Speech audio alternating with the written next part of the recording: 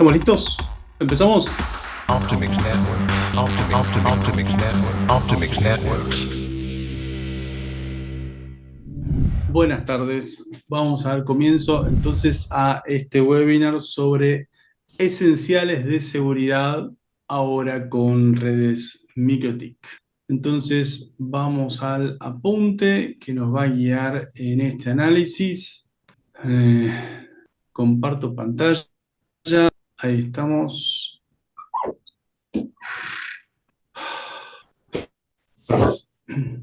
Objetivos de esta exposición. Presentar el concepto de seguridad de routers desde una óptica práctica a lo mínimo indispensable para hablar de la seguridad en routers MikroTik. Distintas arquitecturas de red para maximizar el control por parte del administrador. Ahora en un ratito les paso el link al grupo WhatsApp para seguir en comunicación. Vamos a ir viendo entonces los distintos elementos que tenemos que considerar para analizar una estrategia mínima de seguridad en la implementación de routers MikroTik. Entonces, lo primero que tenemos que tener en consideración cuando routers MikroTik, los servicios publicados en los routers MikroTik. Entonces, para eso vamos a ir directo a la vista de nuestro router de laboratorio, nuestro router de alumno. Entonces, vemos el número de alumno y nos conectamos a la red. Actualmente vamos a trabajar en Lab 3, ¿sí? Lab 3.optimix.us 10.000, perdón, 20.100 alumno, admin, y teníamos para hoy la clave. Ahí estamos, la clave es NANA, ¿sí? NA dos veces. Vamos a nuestro router, System Identity, y agregamos al final de alumno X, nombre, apellido. Así vemos quiénes están en la red. Muy bien. Perfecto. Entonces, menú IP.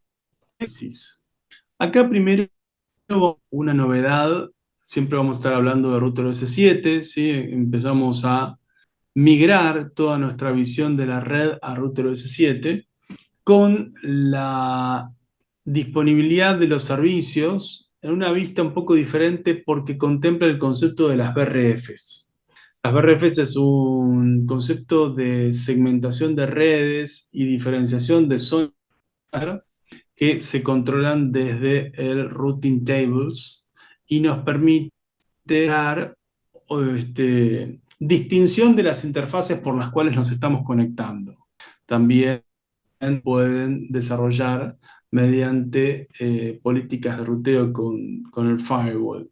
Acá tenemos los servicios disponibles, entonces lo mínimo que tenemos que considerar cuando ponemos en funcionamiento un router es apagar los servicios que no vamos a usar.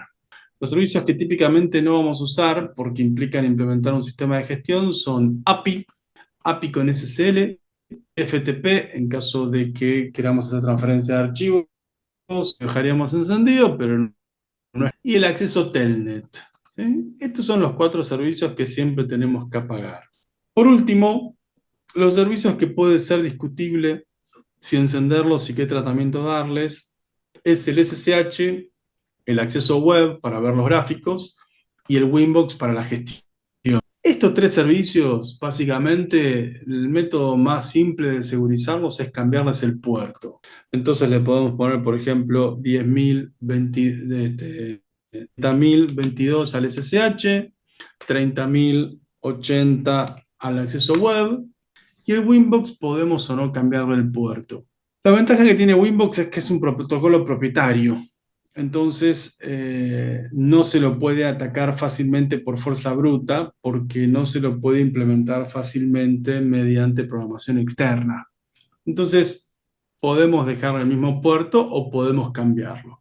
En el laboratorio de la red de laboratorios Optimix, no vamos a cambiar el puerto porque eso implicaría que no vamos a poder entrar más. El firewall que respalda el data center de Optimix redirige las peticiones al puerto 8291 exclusivamente. Entonces los routers en la red de laboratorio siempre tienen que tener el puerto 8291 activo. Ok, entonces, primera etapa, servicios. Vimos. Segunda etapa de segurizar el router. Analizar la topología de red. Cuando nosotros desarrollamos arquitecturas de redes de mediana y gran escala, la primera preocupación es el direccionamiento IP. Entonces acá típicamente vamos a plantear un direccionamiento, por ejemplo, en el Ethernet 3, que es el interfacio, con el 172.16 alumno 254. 172.17, perdón, 172.17, 254. ¿Cuál es el problema que tiene declarar un solo segmento para todos nuestros usuarios? Imagínense que yo defino en el firewall una regla que diga que, por ejemplo, todo lo que proviene de la IP 172.17.6.10 con destino a la IP20, que se bloquee, y otra regla que diga que todo lo que proviene de la 20 con destino a la IP10 se bloquea. ¿Mm? Imagínense que yo defino esta configuración de firewall. Vamos a hacer acá botón derecho Show Columns y vamos a sacar las columnas que no nos importan y vamos a dejar solamente madres y sursadres. Ahí está, tengo estas dos reglas. Voy a hacerles una pregunta y contestar así si opinan que sí o así si opinan que no. ¿Sí? Pero no. Entonces yo les pregunto, ¿la computadora 10 va por la computadora 20? ¿Sí o no? Gracias Carlos, gracias Santiago, gracias a alguien más en el aula, perdón, con la cámara aprendiendo, ¿no? Que sí, la computadora 10 va a poder comunicarse con la computadora 20. ¿Mm? Y les voy a hacer esta verificación. Miren, vamos a guardar esto. Yo acá tengo el router de borde, al cual están conectados todos a través de un switch. Y, por ejemplo, tengo dos routers de servicio. ¿Mm? Supongamos que tengo el mío y el de Eduardo. Entonces voy a fijarme qué número de alumno tenés, Eduardo. No, no te escucho. 37. 37.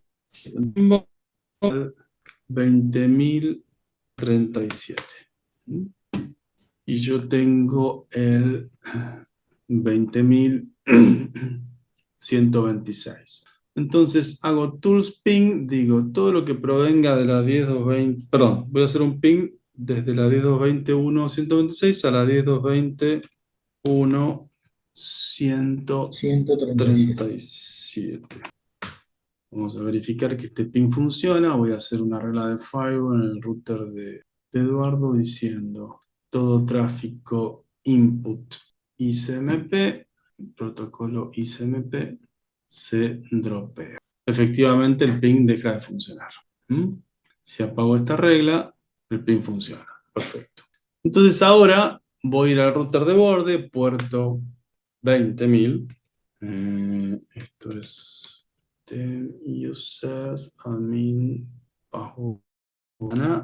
Entonces digo, todo lo que provenga de la 10, 220, 1, 137, con destino a la 10, 220, 1, 126, se dropea. Y todo lo que sea a la inversa también se dropea. Voy a hacer show columns. No me muestres esta columna que no me interesa. Esta sí, destination sí, layer 7, protocol sus adres. Ah, ¿ven esto? No estoy pasando por el firewall, si estoy por el switch primero. No estoy haciendo una Tal conexión red cual, to red. O sea, no hay tal un ruteo cual, para aplicar un firewall. tal cual, tal cual. Los dos routers clientes, ¿m?, están en el mismo segmento lógico, mismo rango de IPs, 10.220.1. ¿M? Serían análogos a que en el dibujo yo tengo dos computadoras en el mismo switch, o sería análogo router a la regla en el firewall. Estoy intentando comunicar o bloquear la comunicación entre dos computadoras que pertenecen al mismo segmento o rango de IPs. ¿Sí? ¿Se entiende entonces por qué se están comunicando Es más, o no? podés apagar el router de borde y se van a seguir comunicando porque no están necesitando salir a ningún lado externo. Eduardo, Carlos, ¿entienden esto? ¿Sí? Sí. Buenísimo, buenísimo, bárbaro. Entonces, acá viene un concepto global que es el hecho de que el DHCP no atraviesa routers, pero la comunicación a través de un switch sí es en capa 2. Entonces, los switches extienden los dominios de broadcast y hacen que dispositivos del mismo segmento se puedan comunicar entre ellos. Ahora, si yo, por ejemplo, plantease que en uno de los dos routers yo cambio el rango de IPs. Por ejemplo, acá en este router digo, me agrego una nueva IP, la 71 alumno 26 0254. ¿Sí? Me configuro esta IP, 71 alumno 0254. Y le quiero hacer ping desde esta IP a la 10.220.1 de mi compañero. Ya estoy en rangos lógicos, en rangos de IPs distintos. ¿Sí? Sería como que en este caso tuviese dos computadoras con rangos de IP distintos. Tengo una computadora con la 192.168.100 y otra computadora con la 192.168.200. ¿Sí? Un router que tiene un switch al cual tengo conectadas dos computadoras de rangos de IP distintos. Si yo tengo dos computadoras con rangos de IP distintos, pero están conectadas al mismo switch, y configuro acá una regla de firewall, ¿sí? Que diga que, por ejemplo, todo lo que proviene de la 192.168.10 y está destinado a la 192.168.240. Un segundito que la compu está pensando. Enter. Ahí está. ¿Qué IP tendría que tener este puerto? ¿La 2? ¿La 192.168.2? Dependiendo de la máscara de red. Dependiendo de la máscara de red. Muy bien, a ver, ¿qué IP propones para ponerle a ese puerto? Ay, ahí me mataste, estoy medio duro con las máscaras. Pero igual no era la respuesta que esperaba, me sorprendiste, pero es correcta tu respuesta. Efectivamente, yo acá puedo definir en este puerto la 192.168.01/16. ¿Sí? Si yo configuro la 192.168.01/16, Ahí sí lo ves. esa IP tiene comunicación con con las dos computadoras. ¿Por qué? Porque esta IP implica que los que se tienen que quedar quietos son estos. ¿Mm? Cuando yo creo una IP con una máscara grande, le puedo decir a mi amiga qué rango de IPs admite. Miren, 192.168.01/16. ¿Mm?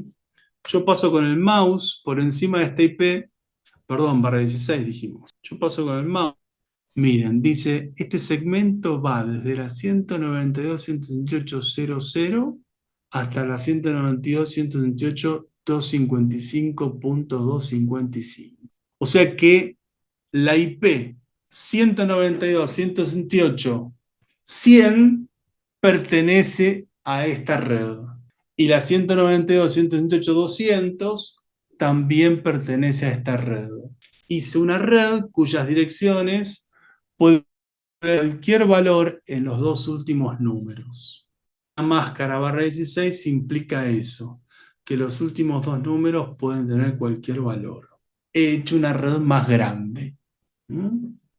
Ahora, yo no quería analizar este escenario, pero Santiago muy adecuadamente me planteó un replanteo de paradigma muy atinado. Supongamos que yo digo Dos que, máscaras 24.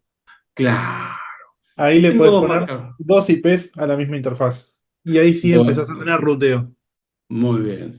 Entonces, ¿qué hago?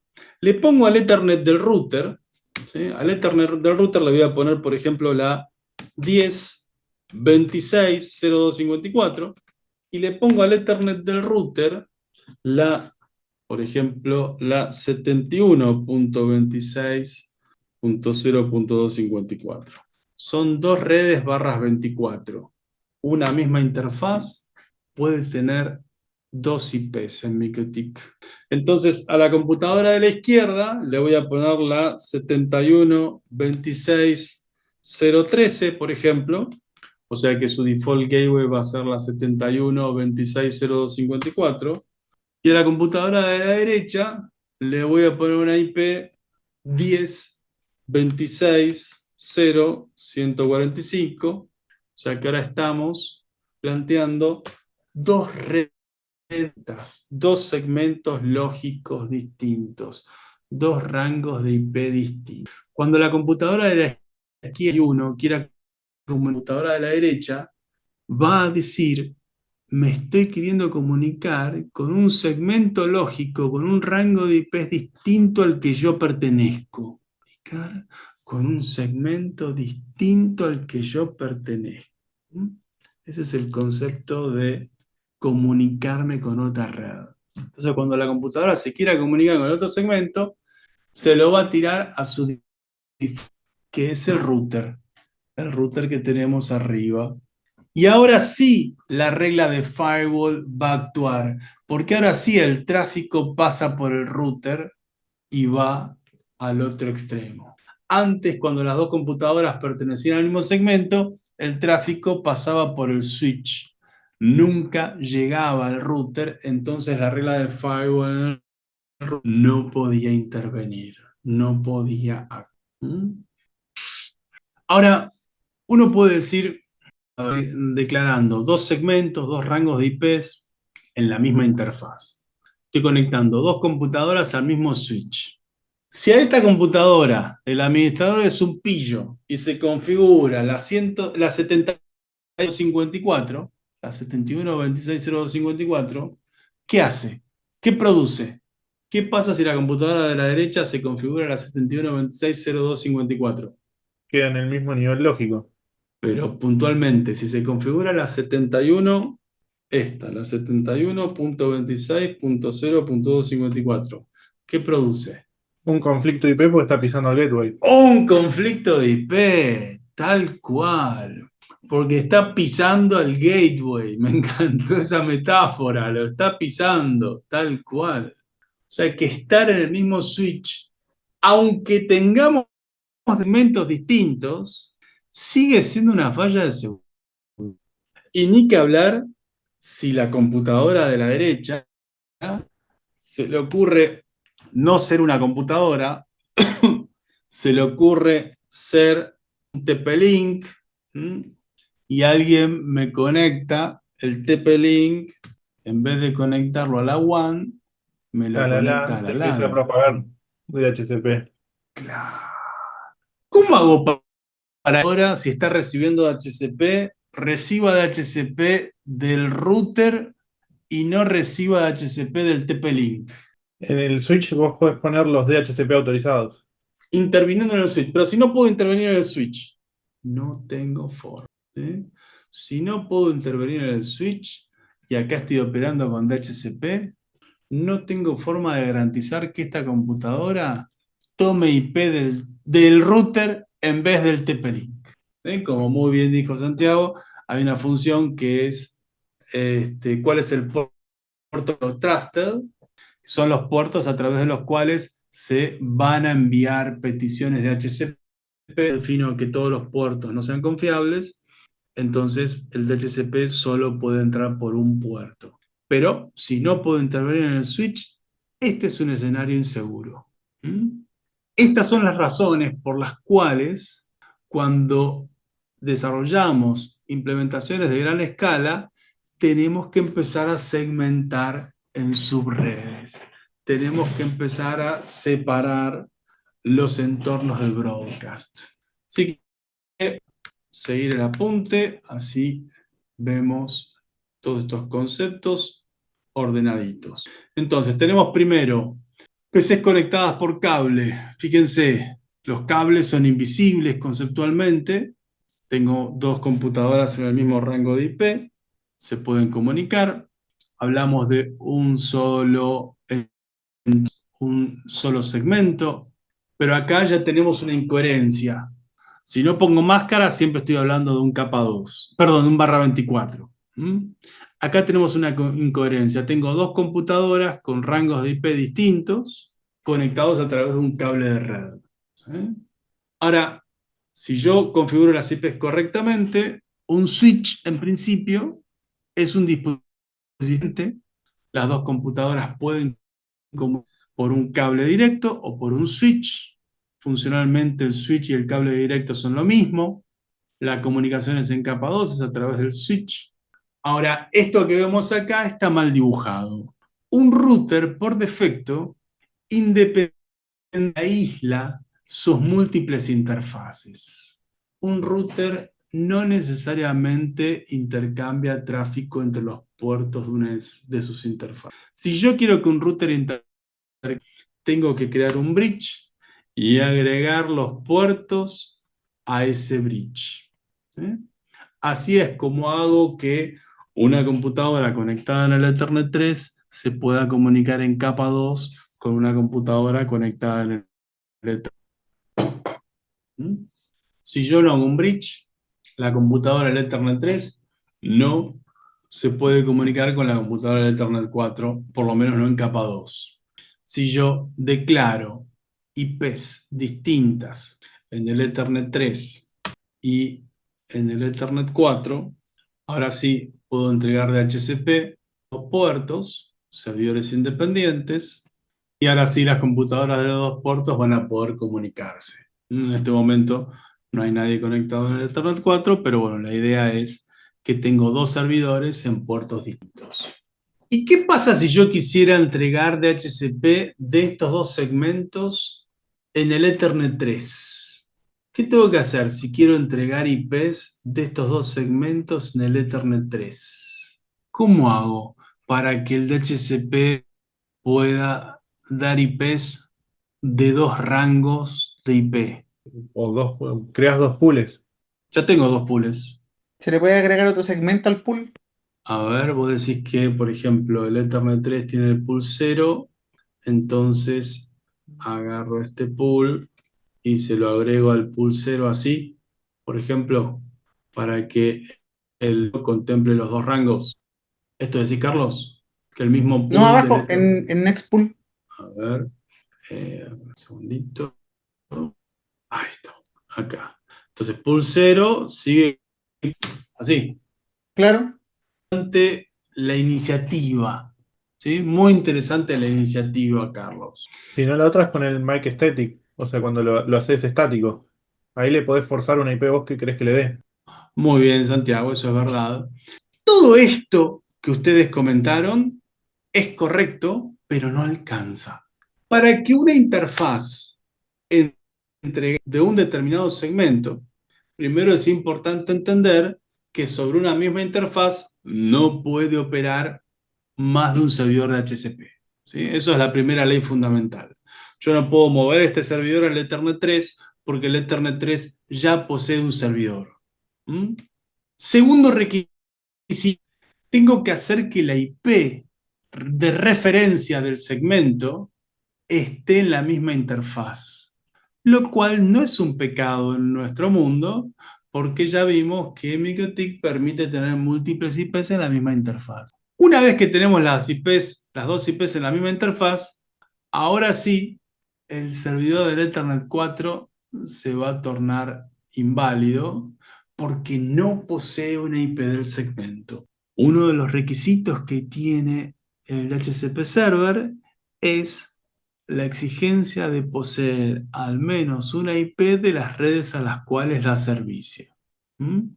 Ahora que hemos quitado validez al segmento 126 en el Ethernet 4, ahora sí, la parametrización del segmento 126 nos permite entregar ese segmento en el Ethernet 3. Ahora el Ethernet 3 sí puede entregar IPs del rango 126 porque las dos IPs a las que pertenece ese segmento están en el Ethernet 3. ¿Mm? Ahora, el Ethernet 4 ya no entrega DHCP. ¿Qué tengo que hacer? Y tendría que hacer un bridge y unir el Ethernet 3, ¿no?, con el Ethernet 4. El problema es que acá el servidor DHCP también se ofende porque él no acepta publicarse una interfaz que pertenece a un bridge. Cuando una interfaz pertenece a un bridge, el servidor DHCP tiene que presentarse sobre el bridge. Ahora sí podemos tener un bridge con dos interfaces entregando indistintamente IPs de dos segmentos, como dice Santiago, haciendo lices estáticos. Ahora se me fue Doña Rosa, pero tendría que hacer botón derecho Make Static. A ver, voy a ver cuánto... No, no puedo esperar 30 minutos. Esperen que le voy a decir a Doña Rosa que reinicie la computadora. Así renueva. Esto es Doña Rosa, que renueva IP. Yo soy el 26. Voy a poner el servidor con un list time menor, así podemos hacer cambios más rápido. 1 minuto. Cuando aparezca Doña Rosa, vamos a poder hacerle cambios en menos de 1 minuto. Ahí aparece Doña Rosa. Entonces lo que planteaba Santiago era botón derecho, no, acá, make static, y yo le puedo decir, no, quiero que tomes IP del segmento 126. Entonces en un primer momento, Doña Rosa no va a responder, y cuando renueve IP dentro de 30 segundos, a ver cuánto le falta, ahí renovó, a ver si ahora responde, ahora responde. ¿Mm? También el método de Carlos es válido. Puedo decir pull, pero ¿qué problema tiene esto? Pará, sí, Hasta que que hasta que... no se Sí, acabe las 254 direcciones, no te va a pasar al otro pool. muy bien, muy bien, así es. Se tiene que consumir todas las IPs para que salte al siguiente pull. Podríamos decir que es así. Ahí está. Bueno, pero igual se va a consumir, necesito más de 2 usuarios. Muy bien. Bueno, entonces cuando yo tengo routers, recuerden, los rangos de IP tienen que ser distintos porque los routers separan los rangos de IPs. Yo tengo que poner un rango de IP, por ejemplo, del Ethernet 1 y un rango de IP en el Ethernet 4. No puedo tener el mismo rango de IP en múltiples puertos de un router. Esto es muy importante lo que acabo de decir. No puedo tener el mismo rango de IPs en distintas interfaces. Por ejemplo, acá, vamos de nuevo al principio, borro esto, borro el bridge, borro el DHCP server y borro los pools. Volvemos al principio. Yo no puedo tener 172, 17, 26, 254 en el Ethernet 3 y el mismo rango en el Ethernet 4. ¿Sí? Micatic no se ofende, porque en ciertas configuraciones de ruteo esto podría ser válido, pero en el ruteo tradicional, tener el mismo segmento en dos interfaces es inválido, no funciona. Cuando el router dice, me tengo que comunicar con la 172.17.26.14, ponele, no sabe si salir por el Ethernet 3 o por el Ethernet 4. Hay ciertos escenarios particulares donde esto puede aplicar, esto lo podemos usar, pero en general en el ruteo tradicional esta es una configuración totalmente inválida. Yo no estaba viendo las manos levantadas. Perfecto. Esto también está mal dibujado, lo que decíamos de tener un switch con múltiples segmentos conectados. Esto es incorrecto. Si yo quiero tener dos segmentos, los tengo que conectar a un router. Esto está bien dibujado, tengo un solo segmento en múltiples puertos de un switch. Los switches se extienden los entornos de broadcast. Múltiples dispositivos en un mismo switch van a poder comunicarse sin problemas. Esto también está bien dibujado. Tengo un router con dos IPs, por ende gobernando dos segmentos. Ahora sí el tráfico de un segmento, cuando quiera alcanzar al otro, va a pasar a través del router, así que ahí vamos a tener control. Acá tenemos una red tradicional, un dispositivo que sale a Internet a través del Default Gateway en el Ethernet 1, perdón, en el Ethernet 3, la LAN, 192.168. Esta es la primera pregunta que les hice. ¿Puedo en el router S configurar una regla de firewall para impedir la comunicación entre los clientes? No. Acá, ¿puedo en el router tener dos segmentos distintos en la misma interfaz? Sí. ¿Se usa? No. Acá también depende del nivel de orden que uno quiera tener o gestión. Una de nuestras redes operaba múltiples segmentos en cada interfaz con barras 24 para poder rápidamente identificar el nodo al cual pertenecía un cliente. ¿Sí? Entonces definíamos 10, por ejemplo, el nodo 20 va a ser el 1021, 1022, 1023, múltiples barras 24 en la misma interfaz para poder darle servicio a múltiples usuarios, más de 256, sin tener que estar utilizando máscaras barras 23 o barras 22, que a veces pueden plantear un poquito más de complicación visual para administrarlas. Entonces, el DHCP es una herramienta invaluable que tenemos que implementar, tenemos que empezar a habituarnos a su uso con estas salvedades. El hecho de que los usuarios en una red con DHCP pueden recibir IPs de otro servidor intruso si se presentara. Así que si vamos a utilizar DHCP, que es un protocolo de máxima eficiencia, o sea, los usuarios navegan a máxima velocidad con DHCP, vamos a tener una gestión dinámica con un rendimiento sin penalizaciones. Cuanto más grande sea el segmento lógico, el segmento físico en realidad, cuanto más grande sea la comunidad de usuarios que están en el mismo switch, más nos exponemos a conflictos de IP, más nos exponemos a servidores de HCP intrusos. Y recuerden que los firewalls no pueden actuar sobre el tráfico y sobre los usuarios si estamos en el mismo segmento. Para poder implementar reglas de control mediante el firewall, necesitamos que los múltiples usuarios estén en segmentos distintos. ¿Ok? Bueno, este es el panorama de esenciales conceptuales básicos de seguridad que quería traerles. ¿Por qué? Porque durante los entrenamientos oficiales MikroTik Online en vivo que vamos a desarrollar a partir del próximo miércoles 10, vamos a ir creando segmentación, vamos a ir creando una estructura de procesamiento distribuido que nos va a permitir darle vida a proyectos de gran escala. Y tenemos que tener esta primera base bajo control. La idea de que una cosa es la comunicación o la visibilidad en capa 2 y otra cosa es la comunicación ruteada a través de gateways, a través de IPs en un router que transportan el tráfico en capa 3, ¿sí? No por broadcast, no en el mismo rango, sino a través del router. Porque en el router sí podemos definir reglas de firewall para implementar control y tener la seguridad a nuestra disposición. ¿Dudas? ¿Preguntas? Buenísimo. Bueno, el lunes vamos a... Sí, contame.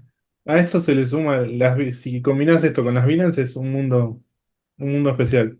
Porque con la VLAN vas segmentando dentro de la misma red troncal, las distintas subredes o los distintos subnodos. Entonces, vos a cada nodo le vas poniendo una VLAN y podés usar el mismo medio de transporte principal, pero vas limitando a que cada nodo tenga su segmento que no comparta con otros nodos. Correcto, tal cual, muy bien, muy bien. VLANs es un tema que vemos en los entrenamientos avanzados de ruteo. En las primeras etapas nos apoyamos en esta flexibilidad que nos ofrece MikroTik de tener múltiples puertos en nuestros equipos y podemos declarar distintos segmentos en esos múltiples puertos cuando un escenario empieza a escalar y ya tenemos tanta cantidad de usuarios y redes que los puertos disponibles no nos alcanzan. Se plantea esto que comenta Santiago. Uno puede en una misma interfaz, en un mismo puerto, en una misma conexión, en un mismo cable, darle vida a múltiples segmentos independientes que pueden ser gestionados por switches administrables con soportes de VLAN. Entonces es como expandir la capacidad física de puertos que tiene un router a través de este concepto que vamos a ver en el entrenamiento avanzado de ruteo. Bueno, chicos, el lunes tenemos el último webinar de esta serie antes del entrenamiento. Es el webinar Pre-MTCNA, donde tenemos un pantallazo de este concepto con el agregado de las arquitecturas con ruteo de 2 niveles, ¿sí? Ahí es cuando vamos a ver la idea del router de borde y los routers de servicio y qué consideraciones hay que tener para que esa arquitectura funcione, que básicamente es declarar en el router de borde las rutas de retorno para que los múltiples segmentos de cada router de servicio puedan comunicarse entre sí y puedan acceder a Internet, ¿sí? Ahí vamos a ver cómo la arquitectura con ruteo de 2 niveles explota nuestro cerebro cuando dejamos de usar enmascaramiento. Podemos hacer que los usuarios de distintos routers se comuniquen con Internet teniendo un solo nivel de enmascaramiento en el router de borde, ¿sí? Esto nos va a permitir desarrollar redes de segundo nivel de escalabilidad. Un primer nivel de escalabilidad es un router segmentando sus áreas con VLANs.